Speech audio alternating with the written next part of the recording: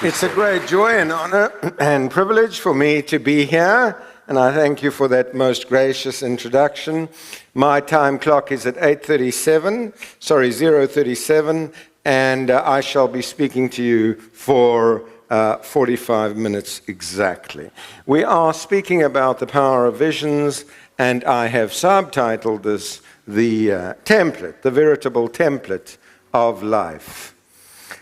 It's a great honor for me to be here at this PERCO conference in KZN, and I'd like to express my deep gratitude to the PERCO CEO, Selvan, for his generosity in inviting me here, his warmth, his grace, and his hospitality. So let us begin by setting the stage with a broad swath of the pen. So this morning, we are going to be targeting best purchasing practices. And I've highlighted, anything you see highlighted in yellow is extremely important. We'll be investing in excellence through networking. And at this time, when at the bottom you see on the Citizen, Wits Senate adjourned as students stormed the meeting earlier this week, the higher education is facing a national crisis of unprecedented proportions, and so it is my role as a goal facilitator to facilitate success at this time of extreme duress and distress amongst our student body. So here we see a person disguised, he's wearing the skin of a large antelope. So when you look at that picture, you'd never say that that's a person. In fact, it even looks like a large antelope because it is the skin of a large antelope. So you say to me, Professor, where is this going? Well, he's masked. You can't actually see what is behind. And so in dealing with networks, and I deal with some of the world's largest networks in astronomy, not all networks are transparent. Very few people listen. Very few people listen.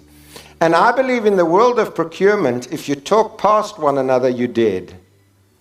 I've seen it happen for many years. I've been privileged to be a professor for so many years, and it's so easy to talk to you, but it's so easy to talk past you. And that's my deep challenge today is, may we never be masked. And by masked, I mean live in a universe which is not transparent. There are beautiful examples of this in the caves. The ancient sand drawings, for example. Here we see men in a hunting disguise. They dressed up as ostriches or elands. You can see them dressed up, and they're wearing their little caps and little masks. They disguised. They're not being their true selves. Now, how does this translate into your phase space and into my phase space? As a professor of astronomy, I look at the orientation of the moon, the earth, and the sun in this image. And I see that sometimes a very unusual phenomenon can happen. And that is the moon can come between the earth and the sun. And people might say to me, Professor, what is the relevance of that to a conference in procurement? Well, it's got everything to do with a conference here at PERCO this morning, because we know that that is what a total solar eclipse looks like. Now, the moon is very small. The moon is minute compared to the size of the earth, or minute compared to the size of the sun. But let me tell you something. The moon masks the sun in the scenario of a total solar eclipse. And the point about this is, if your future can be eclipsed. I see this all the time. I meet people 5, 10 years down the line, some flying and some living in a dark future which has been eclipsed. And I am here this morning to show you how to live in a cosmos in which there are zero eclipses. So we're going to be exploring the universe of potential in each one of us. But I've got some unique little pointers, I trust. I want us to look up to know our strategy. I then want to look within the VIR phase space. And then I want to explore how the VIR phase space can take us to the stars. So first of all, let's just look up and know our strategy. I think of the ship of higher education this morning. It ain't going that well. In fact, we're in crisis mode as I speak. And so when it comes to the world of Perko, I would heartily and sincerely recommend a change in thinking like we think in astronomy. We've got these beautiful murals on the walls, and I encourage a change in strategic thinking from the outside inward. You see, so often in procurement, for example, we think of inward, what's happening in our little domain, and then outside. No. In astronomy, we look at the global picture, such as sending a spacecraft to Pluto. We look at the global picture. Then we look at the picture within. But it's this most people think in the other way, thinking inward, outward. This is very interesting that I urge you to always think from the outside, globally inward. The days of silo thinking belong to the 1960s. The days of being an isolated little Perko, little unit at a university is gone. Years ago. But many people don't know this. It's gone. It's detonated. It's dead. And so, I think Einstein got it right. Einstein penned some wonderful words with strategic thinking. He said, take a look into my world. And that's what I'm doing this morning. Take a look into my world of astronomy. Very interesting. Take a look into my world of astronomy. Paraphrasing Einstein. And then you will understand everything better, including procurement and the world of purchasing and so forth. Look deep into nature. When you look deep, as I have said earlier, not everything is transparent. And that worries me. It grieves me. Because I live in a world of research which is totally honest and totally transparent. A world filled with people hearing every word that I have to say. So, in looking at this glorious image of Saturn on all of the three screens, and I must congratulate the team, the technical team this morning, is that sometimes we vividly see the universe, like here.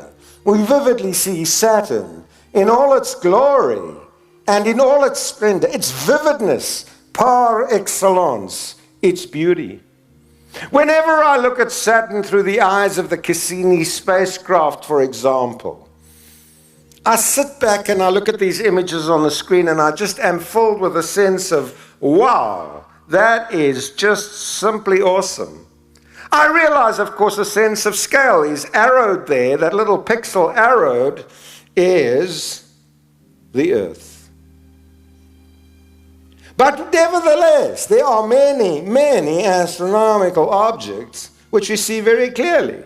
As far as the Earth is from Saturn, in this case, we can see it very clearly in this image. So there are many cases in astronomy wherein we can see the scenarios very clearly.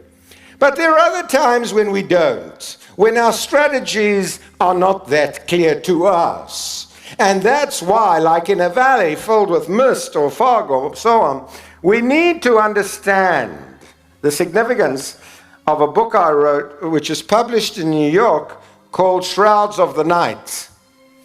And it deals with a world of unmasking. It's very important. It's very interesting. The world of masking and the world of unmasking.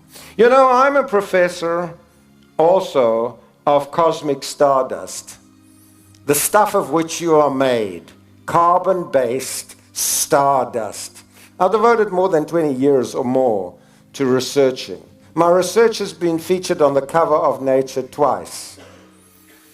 And so I look at this dark stuff in space, which you see so beautifully on all three screens, and all this dark stuff, these cosmic dust grains. And then I thought about Perko. And I thought about your strategies.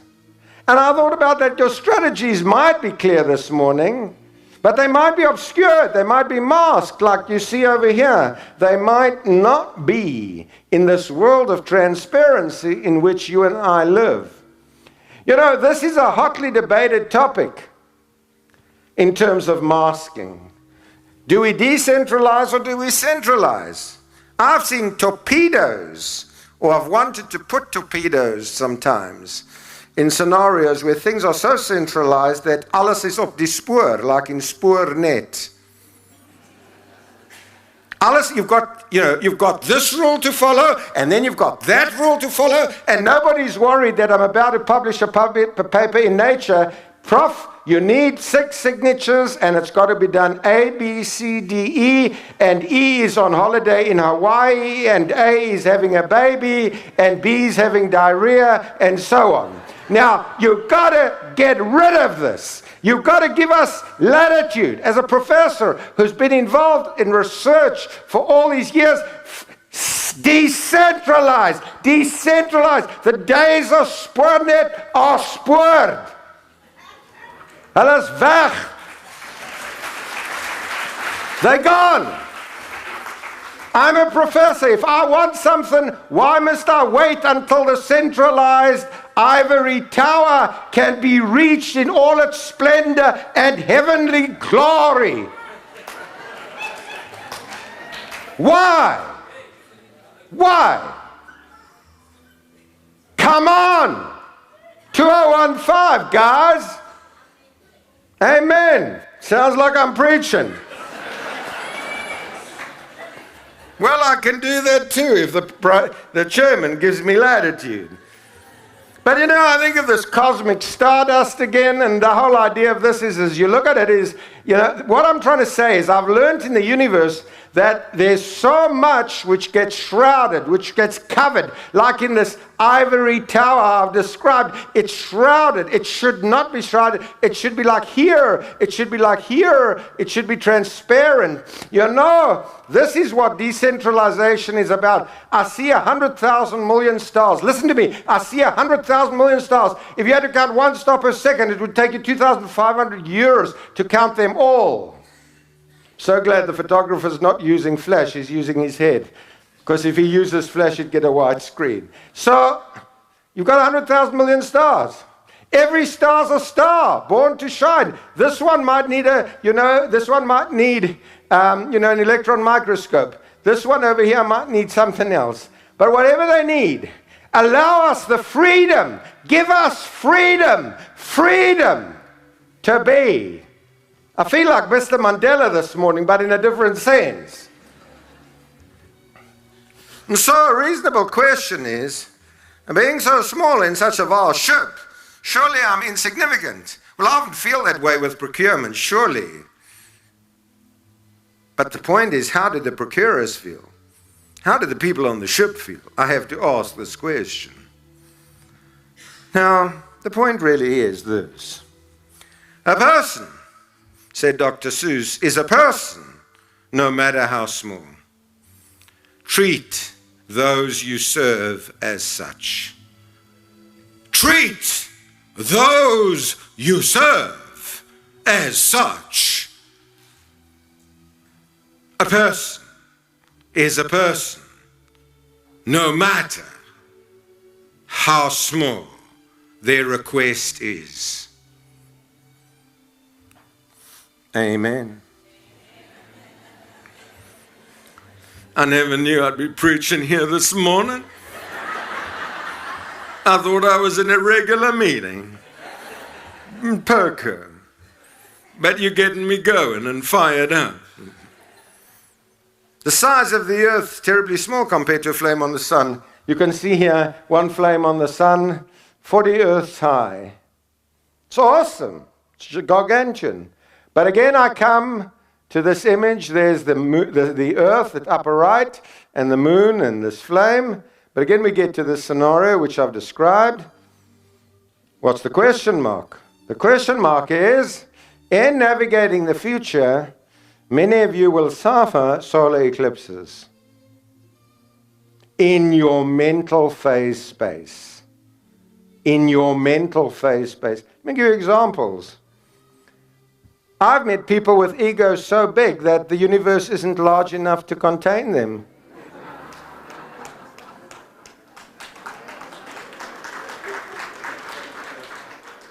The universe ain't large enough to contain the ego. Lack of humility. Not reinventing yourself. Not using the technology we have available to us. Now, the VIR phase space. This is a very interesting phase space which I want to show you today. The I represents imagination. The V is for vividness. V is for vividness and I is for imagination. I want to dwell on the I. We put a little craft on Mars called Curiosity. Little craft on Mars called Curiosity. A huge amount of imagination. For example, we needed to put Curiosity on Mars, but it had to be lowered very, very carefully, see, because there's a lot of sand on Mars. And so we couldn't get the sand into the spectrophotometers and to the cameras and so on. So we couldn't phone Murray and Roberts, not that we would, because the bridges just collapsed. But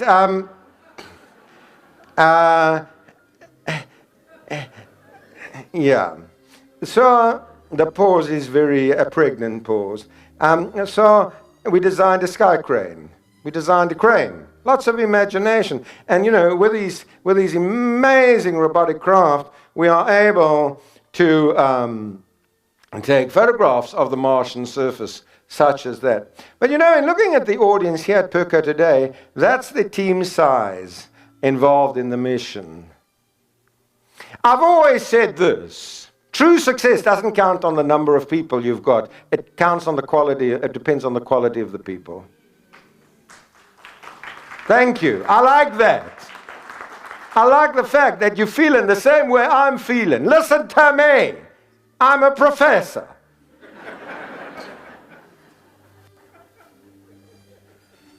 I was so thrilled. I came out of the gents, and the chairman said to me, "Your zip's down." Is that what you said, sir? Or your button's not right? People dress me because I'm a professor. I came out there, he looked at me, he looked down below. I said, "No, you should be looking up." You see, it's not the quality, it's not how many people you got working in Purco or in procurement, it's what's the quality of the team. I think of the New Horizons spacecraft that went to Pluto. What a mission! Awesome! Going past Pluto, spanning it, awesome. Do you know that so many of the team members were women? I've got a photograph of them, lest you believe that they're not. Women.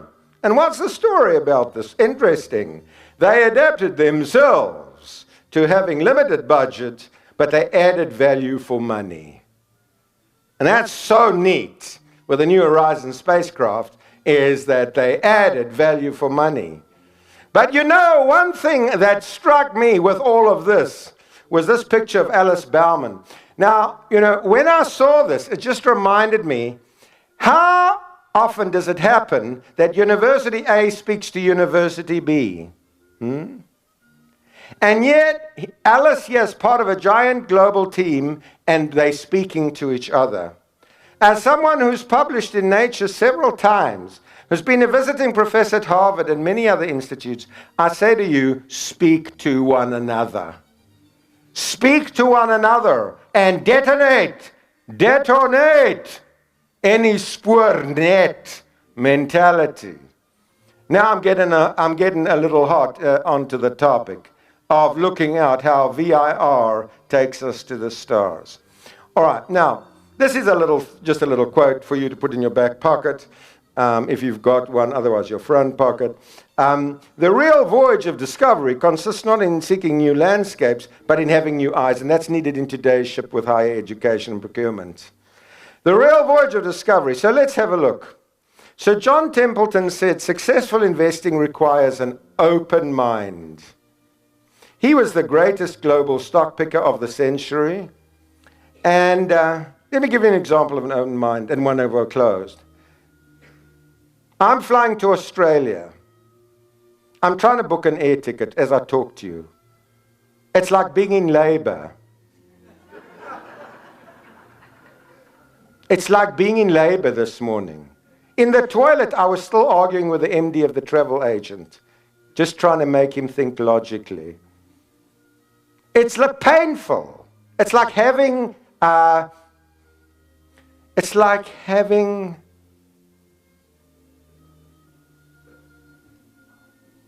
piles. I waited for you to tell me, and you did. It's like having piles. Why can't I buy my air ticket myself with my faculty credit card and say, Professor Block is a recognized researcher, go for it, Prof, you're flying the Wits flag high. Instead, I sit with piles and I haven't got ointment. Serious. I sit with piles. Not of knowledge. Come on, folk, help me remove the piles. Come on, folk. Let's be like this. You know, I am not who I think I am. I am not who you think I am. I am who I think you think I am. You might not follow it, but don't worry. There's a young guy, very important here in procurement. It is difficult, who said this in Standard 8, grade 10. It is difficult to say what is impossible, for the dream of yesterday is the hope of today and the reality of tomorrow. I ask you this. Which flight reached an altitude of 12 meters, lasted 2.5 seconds, covered a horizontal distance of 56 meters? Any ideas? Yeah, many people do say that, but it was this guy, Robert Goddard. That's his first attempt at flying to the moon. It's quite interesting, eh? The rocket's lower in height than his moustache. But the success of this slide is, I can't quite get there because I don't have a ladder, but is in his head. He says it is difficult to say what is impossible. That's where procurement has to go. Where David Block is allowed to use, after being at Wits longer than the furniture, a credit card. But there are rules. No flights may be booked by credit card. So you've got to go to the agents, and then it just sucks. It sucks. I've just had enough of this. It's harder doing research than getting an air ticket. It's easier doing research than getting an air ticket. Make my life easy. Why must procurement be so hard? Why make it so hard, sir? Why? You know, only 43 years later, man landed on the moon. Only 43 years later. That's one small step for man, one giant leap for mankind. And that was the dream of one man, Robert Goddard, who said it is difficult to say what is impossible. Can I make any significant difference in my world? Let me show you something. One of the favorite places I love to visit is Namibia. Good. That's where you cook with gas, yeah? Literally and figuratively. You fire it up and it's awesome. Yes? I hear the audience love Namibia. That's where your next conference will be. Now, I'll tell you why I put conferences in Namibia. It's so that no delegates escape. That's true. I've held conferences there and I find the attendance is full. When I have it at Sun City, everybody's gone. They say they've only paid the day ticket. When I check on their registration, it's otherwise. So, what if... Okay, every dune has a cutting edge. Every dune has a cutting edge. A windswept cutting edge. You can see. Now, where do you want to be at Perco? Where do you want to be? Tell me. At the cutting edge. Yes? That's where you want to be. Now, how many tons of TNT does it take to move the cutting edge? Well, this is a very interesting subject in applied mathematics. Let's start with a red square of 10,000 by 10,000 Ks. Let's work our way down to 1,000 by 1,000. I'm zooming in by a factor of 10. 100 by 100 Ks. 10 by 10 Ks. 1 K by 1 K square. Going into 100 meters by 100 meters. I hope I'm not making a mistake. 10 meters by 10 meters. I'm zooming in. I see the cutting edge of the dune. And then I see a little creature who's going to make the world of difference to the cutting dunes. World of difference. Called critical state analysis. Some books call it the tipping point. One little beetle comes along, and that beetle can move the cutting edge. Called critical state analysis. Books have been written about, many books have been written about this. Not always by professors. Now, I would say this in your world, as I prepared your talk. Allow beetles to move your strategy forward. Allow me to have input, as I'm so privileged to do this morning, into your world. Someone who's involved at the university, higher education, for more than 30 or 40 years. Someone whom BHP Billiton gave thumbs up to. Allow us to not have the pile syndrome, yes? Please. Allow beetles to move forward. Walt Disney, Stephen Hawking, Steve Jobs. One beetle, one Walt Disney made the world of difference. One beetle. And that brings me to the central theme of the talk, the template of life. Now, what I want you to take home with you, there's always one point I want people to take home when I speak. One point, because they can't remember two. One point. And that's an equation. Vividness times imagination equals reality. Say it with me. Vividness times imagination equals reality. VIR. You've heard of HIV, so now tonight you speak about VIR. I'm going to give you VIR, yes? Not HIV with pleasure, but VIR. All right, now, I want to delve into this carefully now. Suppose I, an astronomer, need a microscope. Suppose I, as an astronomer, need a microscope for some analysis. Then, first of all, your input into my entire research life is critical. Please realize that. But then I want you to think carefully of the emotion involved, the emotion of your outcomes and of my outcomes. Think of my piles. Think of them. Don't have this mentality which makes procurement so hard. Think of the emotion of your outcome. Oh, we've helped Professor Block fly to Australia. Using a credit card, one transaction, gone. Now we need 20 people to do this ticket. We sometimes need 30 people to do it. So we're paying 30 people's salaries. And it's just given me more piles. Now, what am I saying? What am I really saying about vivid images and the ship of Perco? Well, let me just give you some, this is a very interesting one actually, insight from the world of psychology. Is, for example, and this is a nice illustration, you can see a vivid sexual image, you check it in emotionally, you imagine the outcome, and that drives your reality. And that's the VIR phase space, is vividness times imagination always equals reality. So in terms of Perco, you need to vividly reflect where you are. You need to imagine where your ship will be in 3 years' time, and that will drive your reality, VIR. So let me give you some examples, because without examples, my students have to repeat the course. So let's look at the world of animation. How would you like to generate a profit in 2012 of 5.6 thousand billion US dollars? 5.6 thousand billion US dollars, where I'm using billion as 10 to the 9. That's quite a staggering thing, yes? Now, Walt Disney did this. Why? Because he vividly imagined one image. He vividly imagined Donald Duck. He vividly saw it. Then he imagined Donald Duck going to the world. And that became the reality of Walt Disney. And that's his profit margin.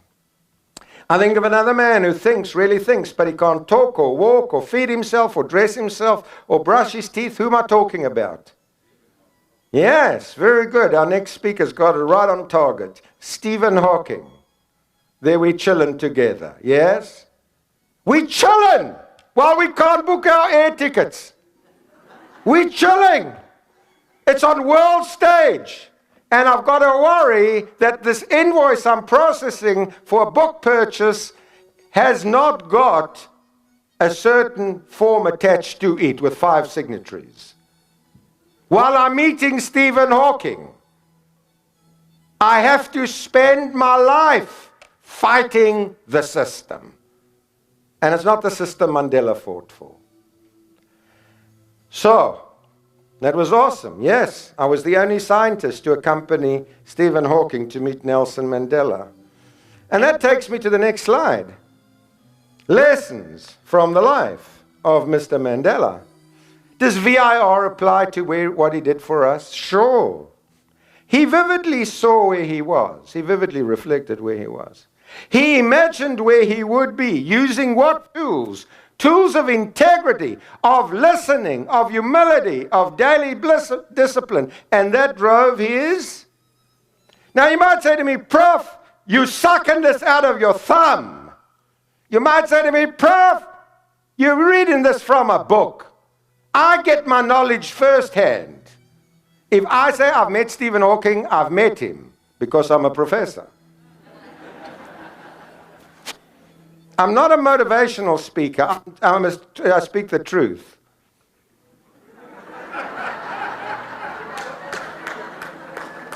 I go to conferences where they teach me how to walk on fire. I wanted the truth. I want to know how it's in my heart. So I've become very friendly over time with this man, the world's most famous living human rights lawyer, George Bizos. We have tea together, we chill.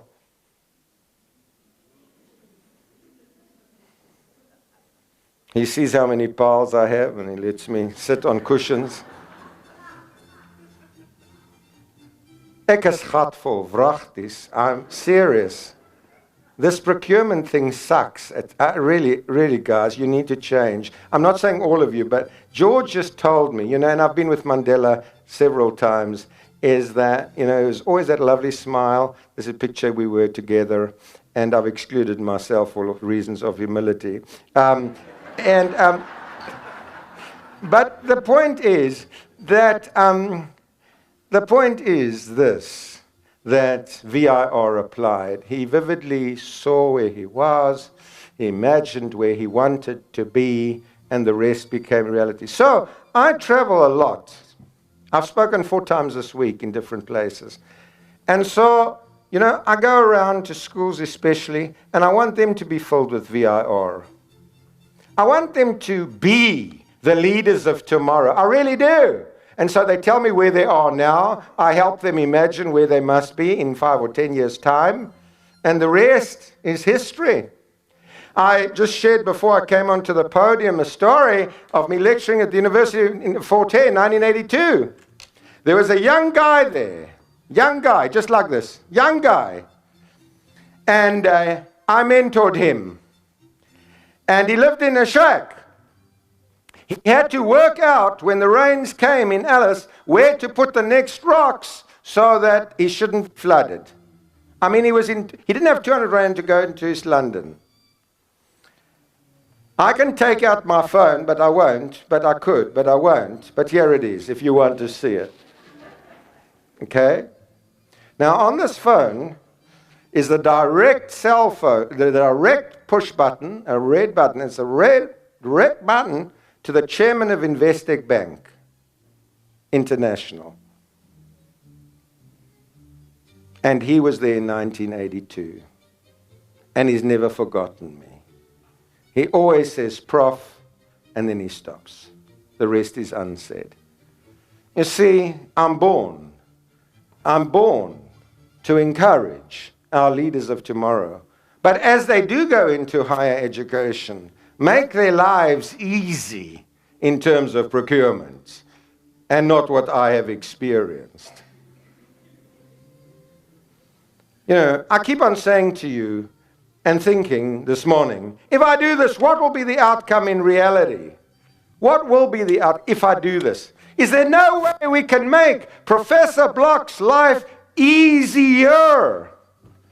Is there no way? Why should the chairman of Investec Bank just pick up the phone to his PA and say, book me a trip to Washington, and he gets onto the plane?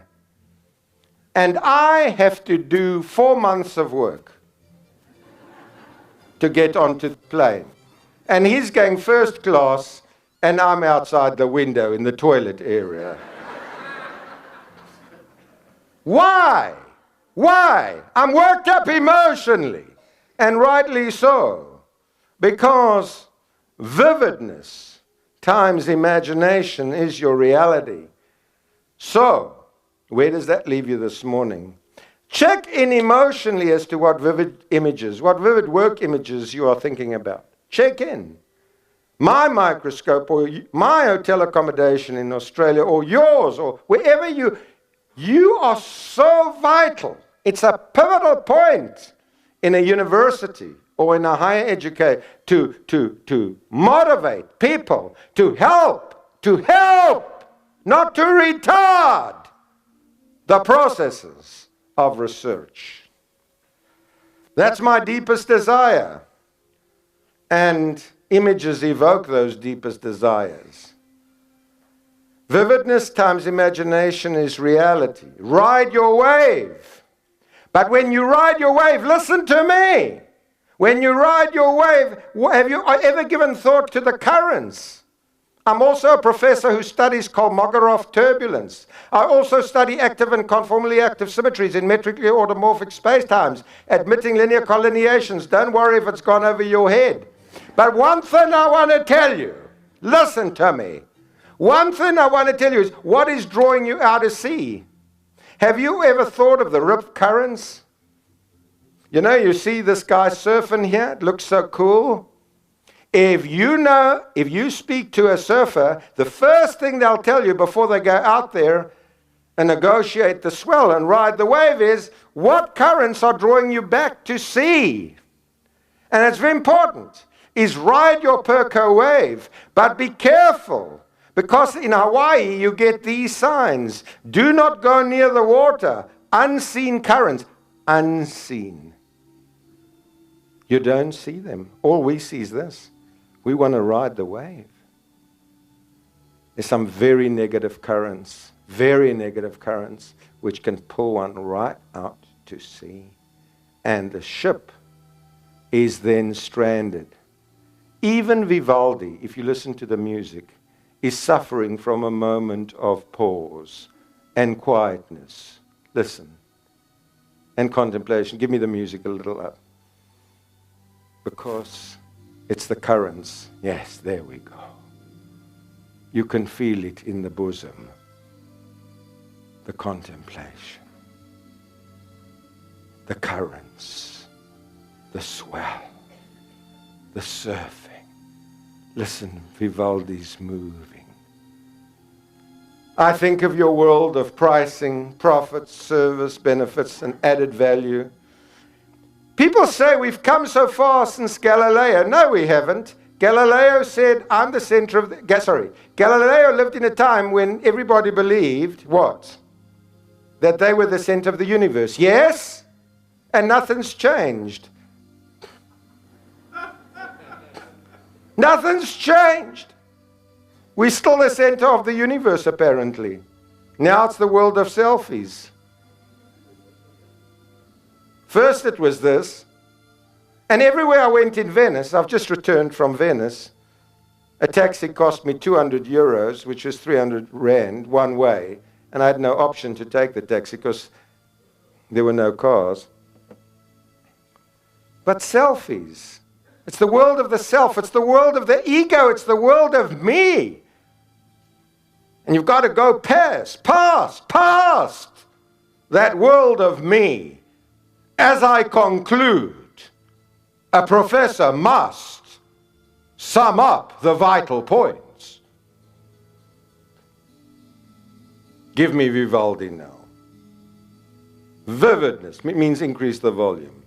Don't give me the man. Vividness times imagination is reality. That's what I want to take you to take home. This image I trust of a Stella maternity ward. I'm also professor of Stella obstetrics and gynecology, where baby stars are born. This image invites you onto a journey. Take it with me. Take it on a journey of exploration and of passion. Take Perko on a journey of unprecedented new cosmic horizons. For your identity is your destiny. Your identity is your destiny. In today's world, and especially this last week, we've got to reduce costs. Let's learn from one individual, cost effectiveness. He tried 1,500 ways to do this. 1,500 ways. He tried 2,000 ways to do this. Tried 2,500 ways to do this. Tried 3,000 ways to do this. And he succeeded.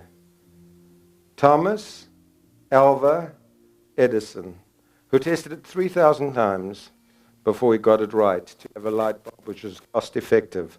The first practical cost effective electric. And the result, let me miss that one. The result was this, VIR.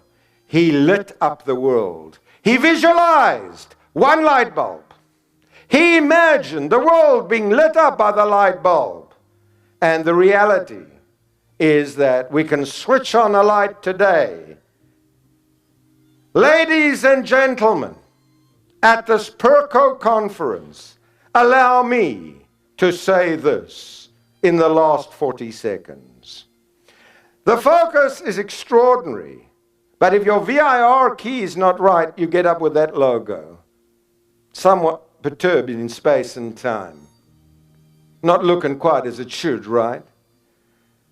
I'd rather say, it is difficult for me to think of the future of Perko, to say what is impossible. For the dream of yesterday is the hope of today and the reality of tomorrow. It is true that vision, vividness times imagination is reality. But it's also true that walala wasala, walala wasala, walala wasala. If you snooze, you will lose. I thank you.